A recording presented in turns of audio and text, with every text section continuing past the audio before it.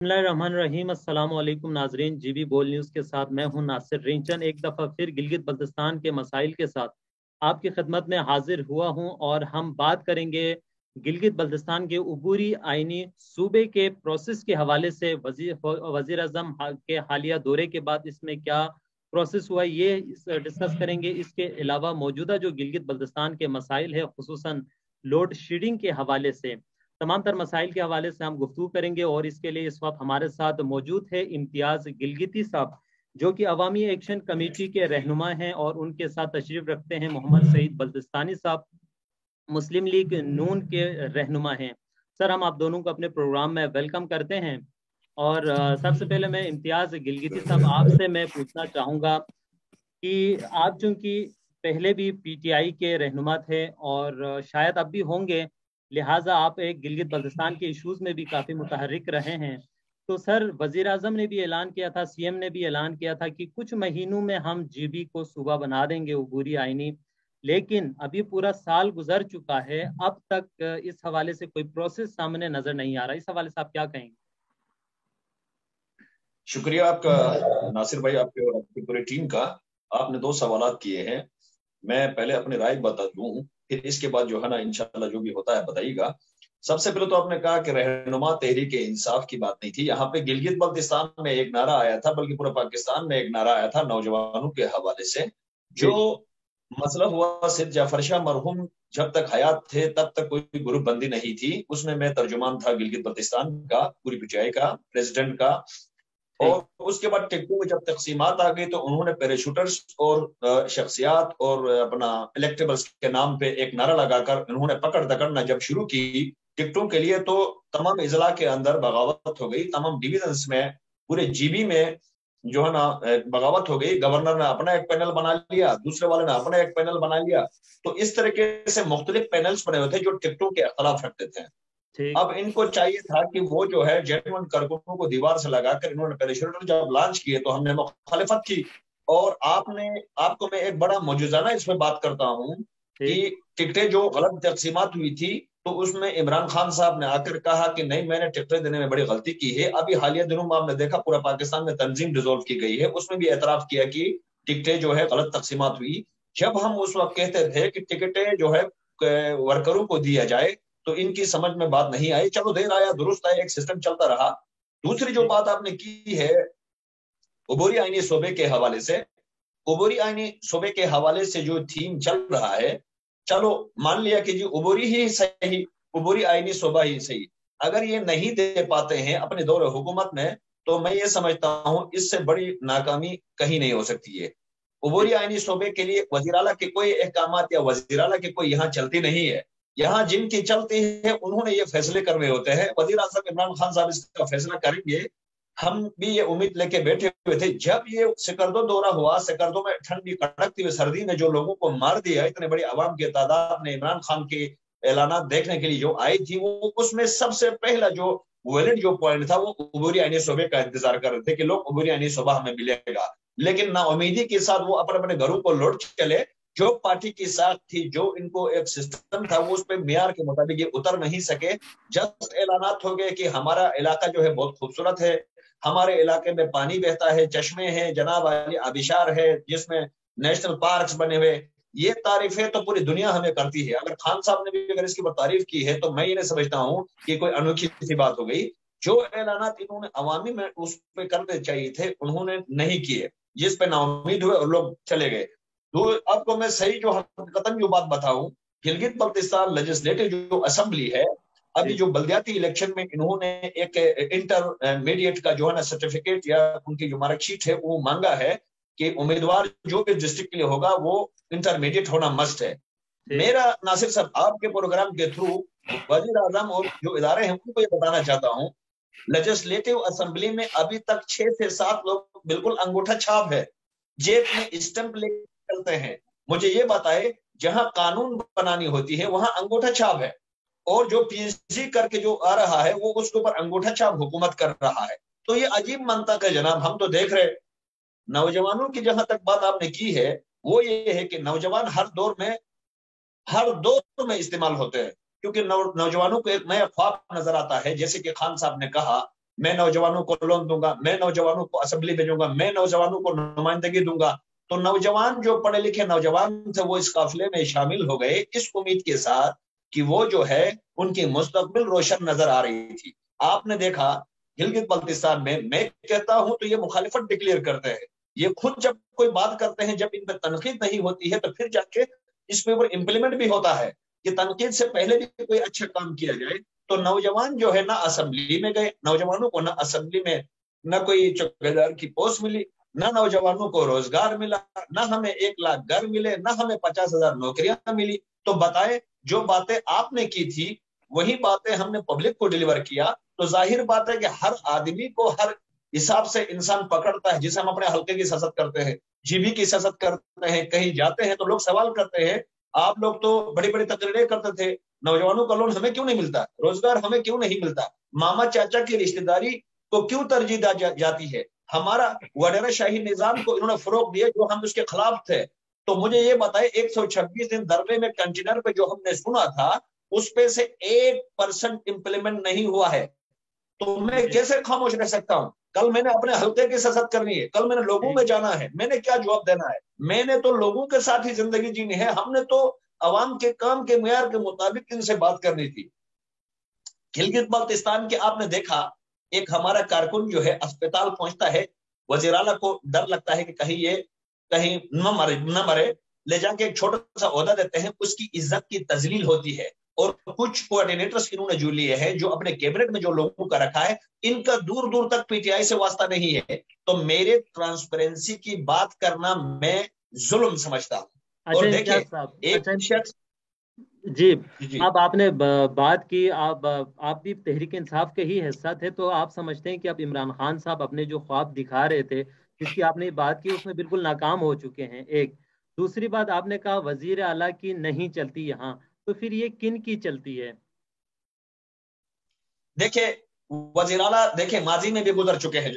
آپ میں تمام پارٹیوں سے کسی کے ساتھ اختلاف ہے، وہ ہمارا ایک ذاتی اختلاف ہوگا، لیکن اگر حق کی آپ بات کریں گے تو مہدی شاہ صاحب وزیر اعلیٰ تھے، حفیظ الرحمان صاحب بھی وزیر اعلیٰ تھے، نگران بھی ہمارے وزیر اعلیٰ رہے ہیں. وہ کس طریقے سے ڈٹ کے جو ہے نا انہوں نے ہمارے گلگت بلتستان کو ڈیفینڈ کیا ہے. دیکھیں پیپلز پارٹی نے تھوڑا سا شناخت دیا، نون لیگ نے ہمیں تھوڑا سا شناخت دیا، پی ٹی آئی تو مکمل ہمیں پرومس دے رہی تھی. یہ جو وزیر اعلیٰ ہے، یہ جو وزیر اعلیٰ گلگت بلتستان ہے، اس کے ساتھ مخالفت ہی ہماری یہی ہے کہ اس کے منہ میں لقوہ پڑا ہوا سر، وہ بات نہیں کر سکتا ہے، کیونکہ ایک آدمی نومینیٹڈ ہوتا ہے پارٹی کا ورکر جو گراؤنڈ لیول سے اوپر تک سمجھتا ہے. یہ شخص ہے، اس کو حادثاتی چیف منسٹر بننے کی وجہ سے اس کو بہت ساری چیزوں کا پتہ نہیں ہے، اور اس کے ساتھ کیبنٹ میں کل کے لونڈے ہیں سر، کوئی سوبر انسان اس کے ساتھ نہیں ہے، گلی کوچوں کے لڑکے ہیں سر، گلی کوچوں کے لڑکے جو ہے چیف منسٹر جی بی کو چلا رہے ہیں. اس سے بڑی قیامت خیز منظر آپ کو کسی بھی حکومت میں نظر نہیں آئے گا. کیونکہ دیکھیں ایلیجیبل اور ٹرانسپیرنسی اور میرٹ کی بات تھی تو ہمارے پاس آپ حیران ہو جائیں گے، ہمارے پاس جو ورکر تھے وہ این جی او سیکٹر میں 5-6 لاکھ سیلریز چھوڑ کر، یونیورسٹیز کی اپنی پروفیسر کی ڈگریاں چھوڑ کر، پالیسی میکنگ ٹائپ کے جو لوگ تھے ان کو بالکل دیوار سے لگا کر جناب سیف اللہ نیازی کے سفارش سے کوئی آ گیا، کوئی عامر محمود کیانی کے گھر کے دروازے سے آ گیا، کوئی جناب علی بنی غازی کے کسی مالکی پالیسی کے گھر سے آ گیا. امتیاز صاحب آپ کہنا یہ چاہتے ہیں کہ پی ٹی آئی جس پہ سب کی امیدیں تھی اس میں بھی میرٹ کی پامالی ہوئی ہے اور پیرا شوٹرز آپ کے بقول ان کو لایا گیا ہے، یعنی یہ لوگ اپنے جو وعدے اور جو دعوے کرتے تھے اس میں یہ لوگ ناکام رہے ہیں آپ کے بقول؟ بالکل بھائی، بالکل ناکام ہو گئے ہیں. دیکھیں جب کوئی اچھا سا کام ہوتا ہے تو عوام کھانا کھاتی ہے، ان کو نظر آتا ہے اچھے کام کے سب نے اختلاف سے بالاتر ہو کے اپریشیٹ کرنا ہوتا. ان کا کوئی ایسا کام نہیں ہے. صحت کارڈ کا میں بتاؤں ذرا سر، صحت کارڈ کے بارے میں آپ کو میں بتاؤں. صحت کارڈ لانچ ہوا ہے. سعید صاحب یہ ابھی سعید صاحب نے گندم سبسڈی کے حوالے سے بھی انہوں نے بات کی اور یہ کہا یہ جا رہا ہے کہ تقریباً 1,70,000 میرے خیال سے بوریاں کٹ ہوئی ہے اس دفعہ. تو یہ گندم سبسڈی کے حوالے سے اور جو گندم کی جو شارٹیج ہوئی ہے اس اور جو ابھی جو کچھ چوری یا جس کی خبریں آ رہی ہے اس حوالے سے آپ کیا کہیں گے؟ دیکھیں ناصر صاحب، یہاں عجیب منطق ہے بولنے والے کو جرم قرار دیا جاتا ہے، خاموش بیٹھنے والے کو ڈگریاں دی جاتی ہے، اس کو ایوارڈ سے نوازا جاتا ہے، اس کو پریزیڈنشل ایوارڈ جیسا مقدس دیا جاتا ہے، ان کو نیشنل ایوارڈ سے نوازا جاتا ہے۔ گلگت بلتستان میں سب سے زیادہ جو کرپشن ہے وہ گندم کے اوپر ہی ہے۔ ہم زمانے عرصے سے اس کے اوپر دھرنے بھی لگائے، ہم نے بھوک ہڑتال بھی کیے، ہم نے ان ایشوز کے اوپر ہم نے بالکل آواز بھی بلند کیے ہیں۔ دیکھیں ان کے دور میں تو یہ ساری چیزیں نہیں ہوتی تھی، یہ اٹھا کے فوراً پچھلے والوں پہ ڈالتے ہیں۔ بھائی ہمیں پچھلا کوئی لینا دینا نہیں ہے۔ آپ نے جو بات کی تھی کرپشن ختم کرنے کا، آپ نے جو بات کی تھی تمام لوگوں کو فیسیلیٹیٹ کرنے کا، گلگت بلتستان سمیت پورے صوبوں کو یورپ بنانے کی، گندم کی طرف میں آ رہا ہوں، آپ حیران ہو جائیں گے، گندم کے اندر 2 قسم کے گندم کھلایا جا رہا ہے۔ پنجاب گجرانوالہ سے، لاہور سے، مختلف ویئر ہاؤس سے نکلتا ہے، لا کے پربدائی میں اس کو انلوڈ کیا جاتا ہے، پھر پربدائی سے بعد پھر جو حویلیاں آتا ہے، منسرا کے ایریات میں گاڑیوں کو خراب کیا جاتا ہے، ڈیمیجز کر کے ٹائر پنچر کر کے گاڑیوں کو روک کر وہاں سے 2 نمبر جو گندم ہے، جو بیکار گندم ہے، ان کو لوڈ کیا جاتا ہے، اچھا والا رستے میں ہی بک جاتا ہے۔ میرے بھائی ماضی میں بھی بہت کرپشن ہوا تھا، لیکن اس دور میں ڈبل گندم کا کرپشن ہوا ہے۔ مجھے یہ بتائیں، ایک میاں سعید نام کا سیکرٹری تو انہوں نے پنجاب سے لانچ کیا تھا، جب سوشل میڈیا پہ کمپین چلی ان کے خلاف، حکومت کے خلاف، تو انہوں نے فوراً تبادلہ کر کے مومن جان صاحب کو انہوں نے لایا۔ ابھی میں حالیہ استور والا جو سیکنڈل ہے، استور والے میں انہوں نے انکوائری بالکل کی ہے، لیکن وہ آ کے غریب کے اوپر ہی ظلم ہوتا ہے۔ وہ بیچارے جو نچلے طبقے جو گریب 1 سے لے کے 4 تک جو ملازمین تھی، ان کو انہوں نے نکالا۔ جو صاحب حیثیت جو لوگ اس میں ملوث تھے اسمگلنگ میں، کل مجھے ایک دوست نے ہنزا سے مجھے میل کیا ہے، میں نے جب وہ میل پڑھا اس سے تصدیق کی کہ میں نے کہا یار ہنزا میں گندم نہیں مل رہا، آٹا نہیں مل رہا لوگوں کو۔ تو یہ پورے جی بی کا تاریخی کرپشن ہوا ہے بھائی جان۔ اس کے اوپر اگر نیب اگر کوئی ادارہ ہے، اگر نیب کوئی ہمارے عوام کی بقا کا کوئی ادارہ ہے، تو اس کو تحقیقات کرنے کی ضرورت ہے۔ 4 ملازموں کو نکالنے سے ہم خاموش نہیں رہیں گے، کیونکہ عوامی ایکشن کمیٹی ہو یا چاہے تاجر برادری ہو، چاہے وہ اپوزیشن پارٹیاں ہو، ہم نے یہ فیصلہ کیا ہے کہ 5 فروری کے بعد انشاءاللہ گلگت بلتستان میں پھر 2012 کا والا دھرنا ہوگا۔ اس دھرنے کے اندر یہ کہیں منہ رکھنے کے قابل نہیں ہوں گے، کیونکہ ماضی میں بھی ہم نے دیکھا ہے، ماضی میں بھی ہم نے دیکھا ہمارے صاحب دھرنا آپ لوگ گندم سبسڈی کے حوالے سے دے رہے ہیں یا دھرنے کا مین ایشو کیا ہے؟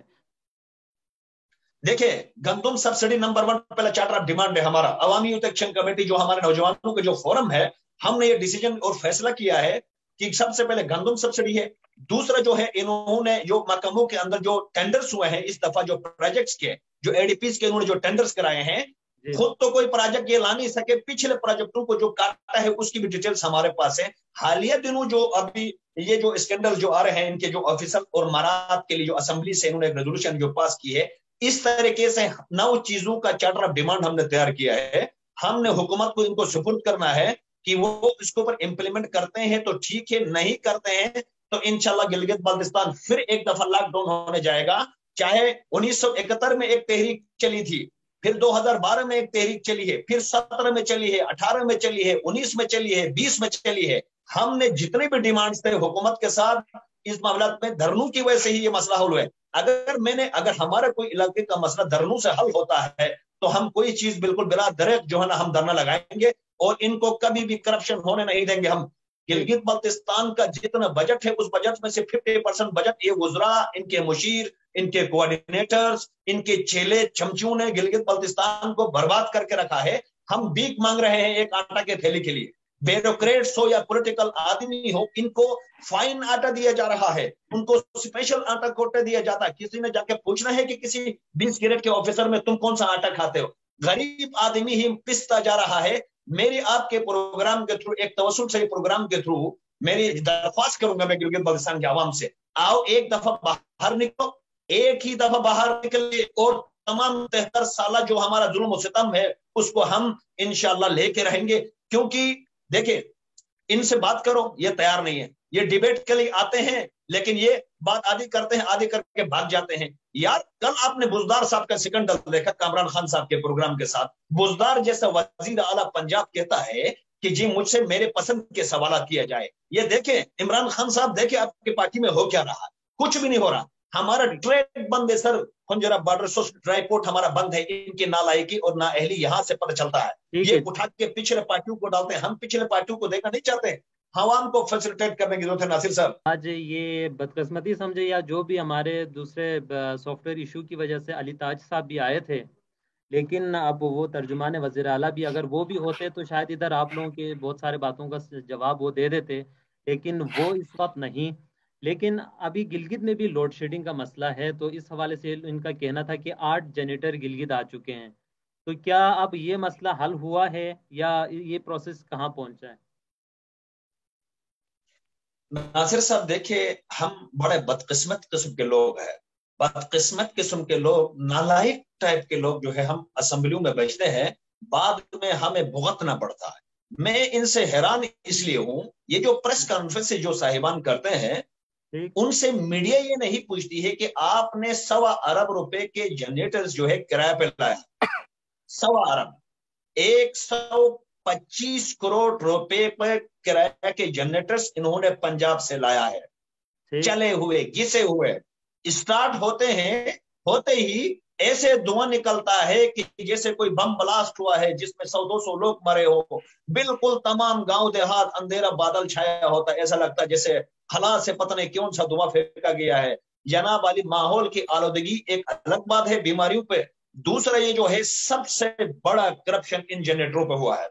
میرے آپ کے پروگرام کے توسل سے میں یہ دیکھنا چاہتا ہوں، نیب سے یہ گزارش کرنا چاہتا ہوں، نیب سے اس کے اوپر کمیٹی بنانے کی آپ کو ضرورت نہیں ہے۔ یہ کتنے میں انہوں نے جو ہے نا پرچیز کر کے لائے ہیں، سالانہ ایگریمنٹ ان کی چیک کریں تو ہمارے پاس تقریباً کتنا میگا واٹ اس پیسوں سے بجلی جنریٹ ہو سکتی تھی ضلعوں میں، ٹھیک ہے نا؟ اس میں جو آپ کی بات درست ہے کہ اس پیسوں سے جنریٹ ہو سکتی تھی، لیکن چونکہ لوڈ شیڈنگ تو ابھی ہو رہی ہے، وقتی طور پہ انہوں نے لوڈ شیڈنگ کو ختم کرنے کے لیے، عوام کو فیسلیٹیٹ کرنے کے لیے، ان کے پاس، ان کے بقول، ان کے وزراء کے بقول، ان کے پاس یہی آپشن تھا جنریٹر لانا۔ کہتے ہیں کہ اس کے علاوہ ان کے پاس فوری طور پہ عوام کو ریلیف دینے کے لیے مزید آپشنز نہیں تھے۔ دیکھیں، بالکل ہم نے مان لیا کہ چلو جی فوری طور پہ ان کے پاس اقدامات کرنے کے لیے بجلی دینے کے منوانے تھے، 1.5 گھنٹے بجلی دینے کی۔ بھائی جان، میں گلگت ڈویژن میں رہتا ہوں، گلگت ڈویژن کے نا ہنزا نگر، گلگت ڈسٹرکٹ آپ کا گزر، گلگت ڈویژن اندھیرے میں ہے سر، اندھیرے میں ہے۔ چیف انجینئر صاحب ٹی وی کے پروگرام میں آ کے بڑا ٹیکنیکل طریقے سے جو اس کو سکھایا گیا ہے اسی طریقے انداز سے بات کر رہا ہے کہ جناب ہم نے اس طریقے سے خریدا، جناب ہم نے اس طریقے سے یہ کیا۔ یار، غریبوں کے گھروں میں جا کر استری اٹھاتے ہیں، یہ پانی کا گرم، ظاہر بات ہے کہ ایک شخص، بزرگ نوجوان مائیں بہنیں اگر نماز پڑھتی ہے تو پانی کیسے گرم کریں گے؟ جسٹ ایک راٹ لایا انہوں نے، 15 واٹ کے جو کلو واٹ کے جو ہے نا ایک اس پہ پانی گرم کرنے کے لیے، وہ سارے اٹھا کے پبلک کر دیا میڈیا کو دکھانے کے لیے کہ نہیں جی گھروں میں۔ اور میرے بھائی، بات یہ ہے کہ جو چیز نہیں ہوتی تھی تو ہم پہلے بھی تو رہتے تھے زندگی میں، 73 سالوں سے ہم رہتے ہوئے آ رہے ہیں، تو ہم تو نہیں مرے تھے۔ لیکن مسئلہ سارا یہ ہے کہ انہوں نے جنریٹرز جو تھے ایکسپورٹ کرنی تھی، امپورٹ کرنا تھا، جو بھی انہوں نے خریداری کرنی تھی وہ جاپان سے کرتے، چائنا سے کرتے، ان کی ملی بھگت تھی، کیونکہ یہ بہت بڑی اماؤنٹ ہے۔ دیکھیں، کرایہ کے جنریٹرز پہ جن کانٹریکٹرز کے ساتھ انہوں نے جو ایم او یو سائن کیا ہے، جہاں سے خرید کے لایا ہے، میرے حساب سے یہ 35 کروڑ روپے کا کرپشن ہے۔ اگر تحقیقات کیا جائے تو 35 سے 40 کروڑ روپے کا یہ کرپشن ظاہر نہیں ہوگا تو ہم یہ سیاست ہی کرنا چھوڑ دیں گے۔ ان کو پکڑنے کی ضرورت ہے۔ دوسرے گندم سبسڈی والے جو آپ نے بات کی، ان کو پکڑنے کی ضرورت ہے۔ ہمارا P W D power sector ختم ہو گیا ہے سر۔ ہم حکومت پاکستان سے ہی مطالبہ کر رہے ہیں کہ گلگت بلتستان میں اگر ٹرانسپیرنسی میرٹ کو برقرار رکھنا ہے، نوجوانوں کو برقرار رکھنا ہے، تو ان کے رائٹس برابری کی بنیاد پہ دی جائے، غلط کو غلط ڈکلیئر کیا جائے، صحیح کو صحیح ڈکلیئر کیا جائے۔ دیکھیں، ہم آج گندم کے حوالے سے جو علماء کرام سے، جو میں کسی علماء سے میری فون پہ بات ہو رہی تھی، تو علماء کرام صاحب نے کہا کہ نہیں جی آپ نے بڑا دیر کیا ہے، یہ تو 6 مہینہ پہلے کرنا چاہیے تھا۔ ہم نے ان کو 1 سال کا ٹائم دیا ہے، 1 سال پورا ہو گیا، ان کو مزید 90 دن کا ٹائم مانگا تھا، ہم نے مزید ان کو 90 ڈیز کا ٹائم دیا ہے۔ 1 سال 90 دن ہم نے ان کو دیا ہے۔ اب یہ اگر امپلیمنٹ اس کو پر نہیں کرتے ہیں تو 5 فروری کے بعد انشاءاللہ نہ یہ رہیں گے نہ ہم رہیں گے، جو جیتا وہی سکندر ہوگا سڑک کے اوپر۔ پھر انشاءاللہ گلگت بلتستان کی قوم اتنی خطرناک قوم ہے کہ جب کوئی چیز تھام لیتی ہے تو پھر یہ نہیں دیکھتی کہ آگے کھائی ہے، پیچھے موت ہے، آگے آگے۔ ناظرین، جیسا کہ اپوزیشن لیڈرز، اپوزیشن جماعت سعید بلتستانی بھی اور امتیاز گلگتی صاحب نے بھی ایک اہم اعلان کیا ہے 5 فروری کو دھرنے کے حوالے سے. اس حوالے سے مزید اپڈیٹس میں ہم آپ کو دیتے رہیں گے، اور تب تک کے لیے مجھے دیجیے اجازت. خدا حافظ.